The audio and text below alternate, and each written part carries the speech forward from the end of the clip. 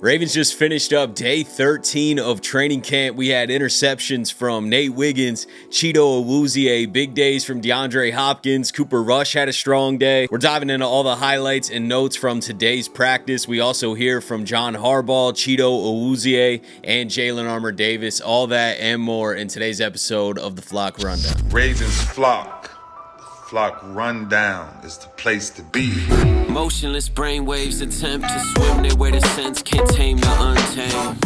What's up, Ravens fans? My name is Ryan, and welcome back to another episode of the Flock Rundown. Back to training camp. We had the preseason, and we've been talking about that for a couple days now, but we are a week away from the next preseason game. It'll be next Saturday, so back to a bunch of training camp practices. We'll start with who was there. We did have running back Marcus Major return. Rasheen Ali also practiced. He got banged up in that preseason game, but he was there today, so everything's all good. But no Kyle Hamilton today, no Keaton Mitchell, no TJ Tampa, no William Kwenku. Harbaugh said that all of those guys are not dealing with anything serious. Keon Martin ended up leaving practice a little early and limped off the field. Harbaugh also said that he's okay. And then we still have Emory Jones Jr. on the non-football injury list. Our Darius Washington on PUP, Isaiah Likely still out, and Longerbeam is still out. With Bilal Kone going on IR, the Ravens signed corner MJ Devonshire, who is practicing today. He did practice, and he was originally a 7th-round pick of the Las Vegas Raiders in 2024. Spent his first season on their practice squad, and then was waived the following year, claimed by the Panthers, and then was waived by them last July. Ravens also worked out safety Jordan Whitehead yesterday, but no signing is imminent. Let's dive into today's practice. Another strong day from the defense, especially the secondary. Nate Wiggins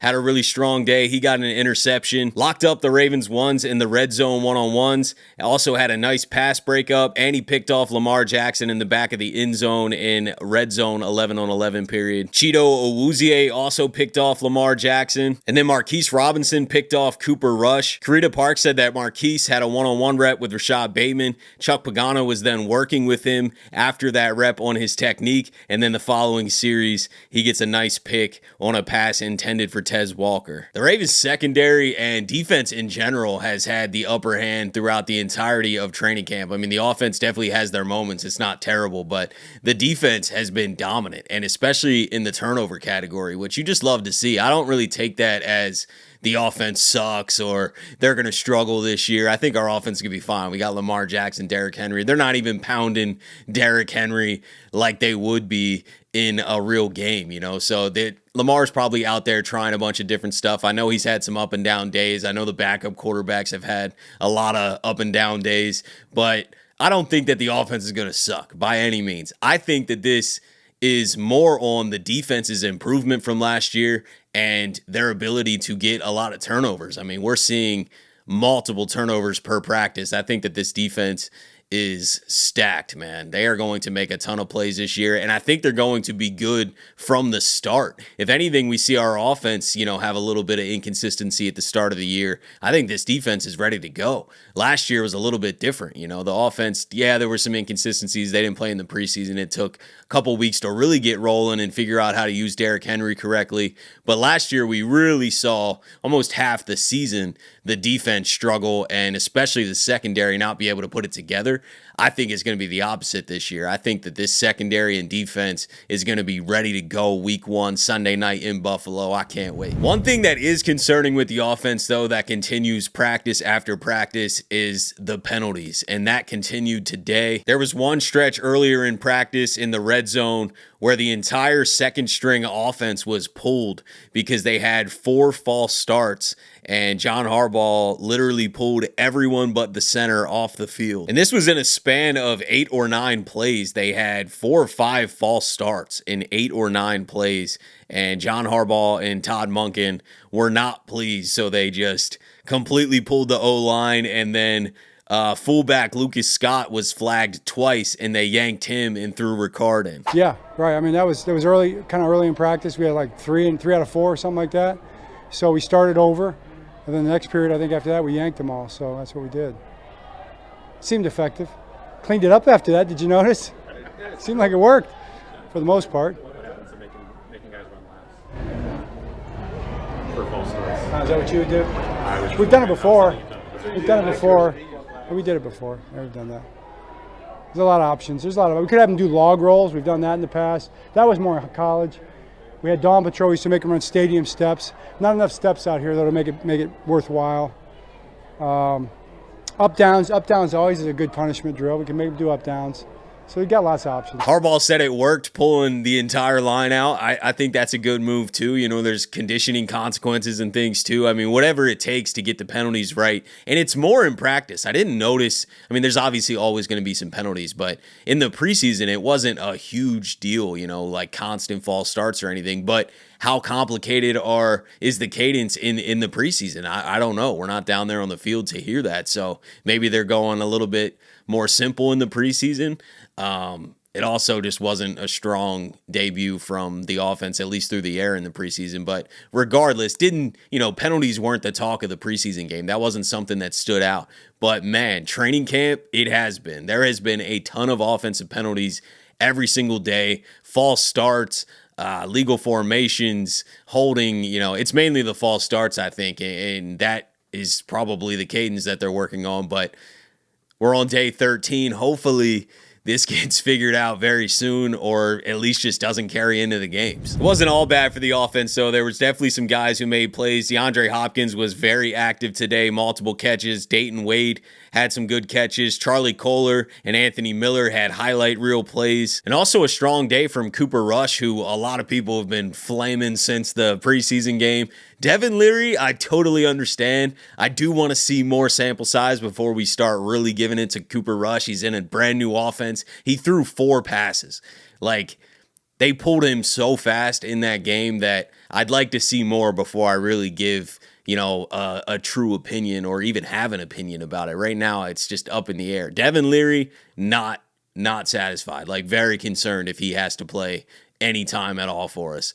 Cooper Rush, huge downgrade over Lamar for sure, but TBD on if he's off or not. I think Cooper Rush can be fine. And he had a strong day today. Hit Jamal Banks on a bunch of passes. He had a touchdown. Hit Scotty Washington on that touchdown. Cooper Rush, though, made some throws today, which was surprising to see. I've been on Cooper Rush a lot this camp about how he hasn't looked that great for the most part. But today he did make some throws. And Jamal Banks, he was one of those guys that was the beneficiary of some of those throws. Jamal Banks, wide receiver from Nebraska, undrafted guy, number 86. Hasn't had a lot of opportunities, but today he was very busy, and he had a really good day. Had a couple of really nice grabs in the end zone on the back end of practice, contested catches at that. You got a Cooper Rush touchdown to Scotty Washington on a one-on-one fly up the sideline against Beau. Brade. Really good ball from Cooper Rush. Really good catch by Scotty Washington to finish that play. Lamar Jackson also had a nice touchdown to Zay Flowers in the back of the end zone. Lamar passed to Zay Flowers for a touchdown on a rollout pass. This was in the red zone.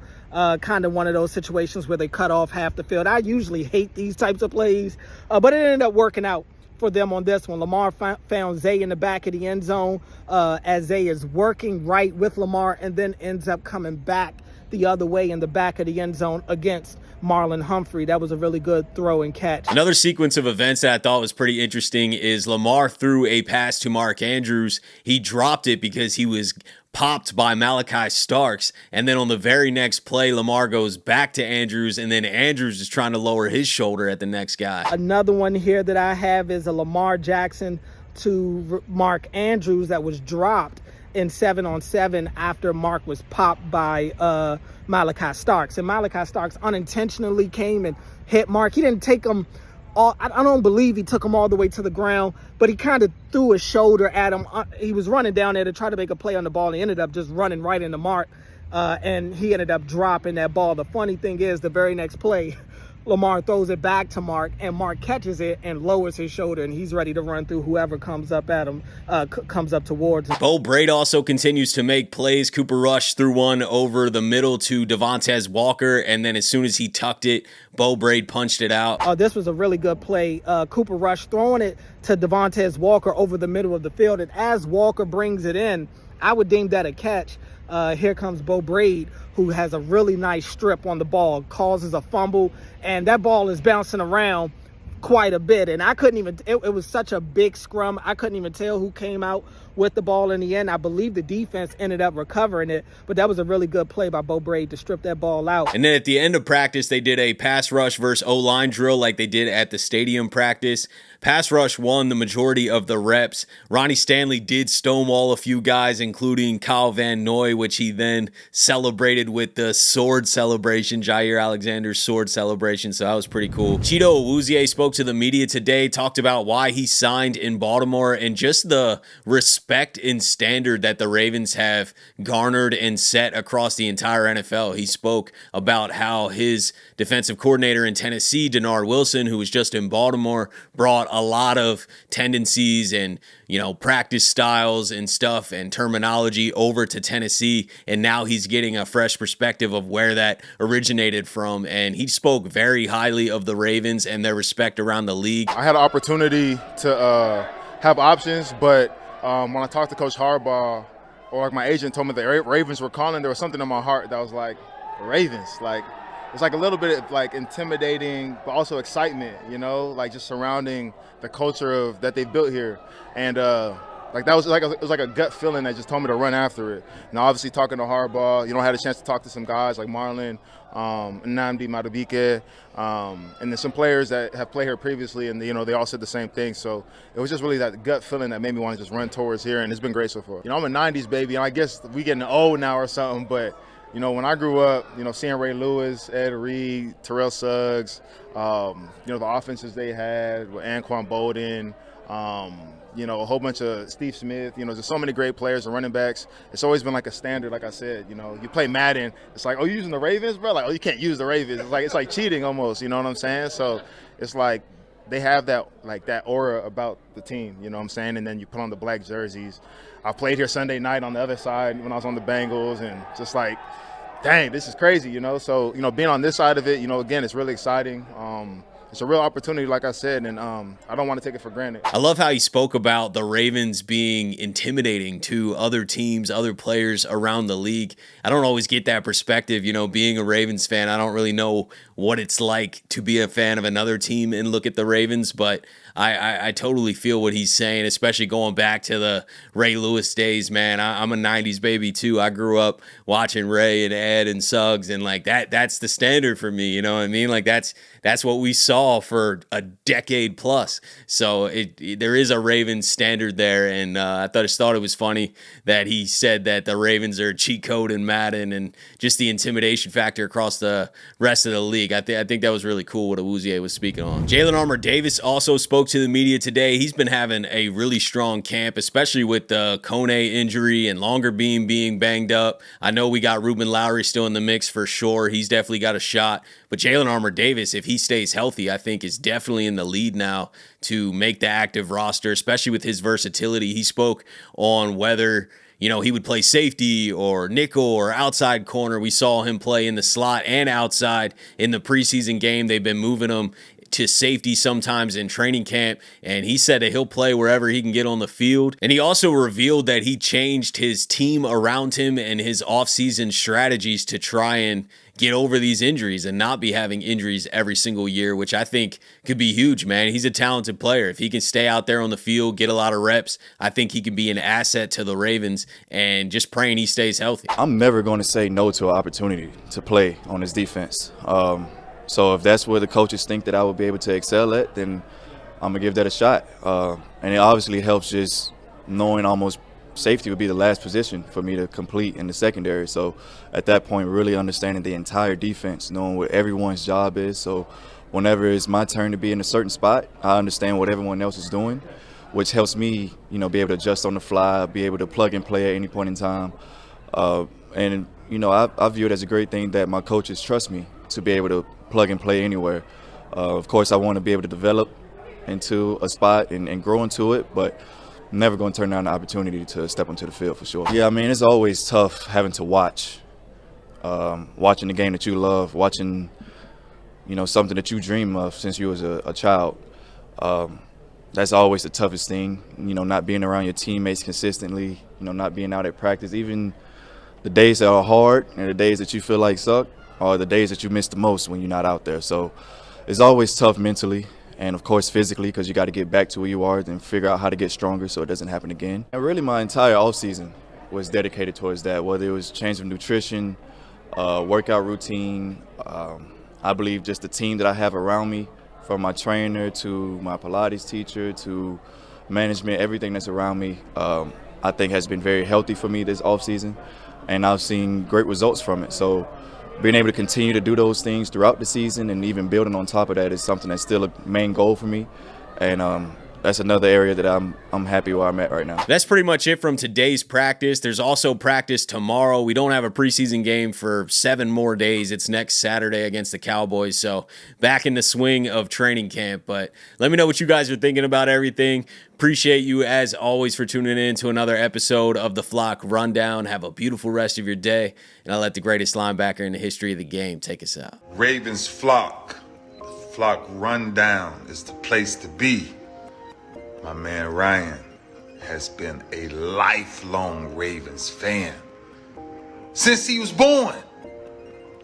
The Flock Rundown.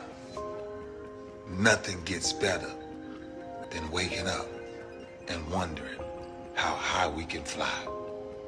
Tune in. Motionless brainwaves attempt to swim their way to sense, can't tame the untamed.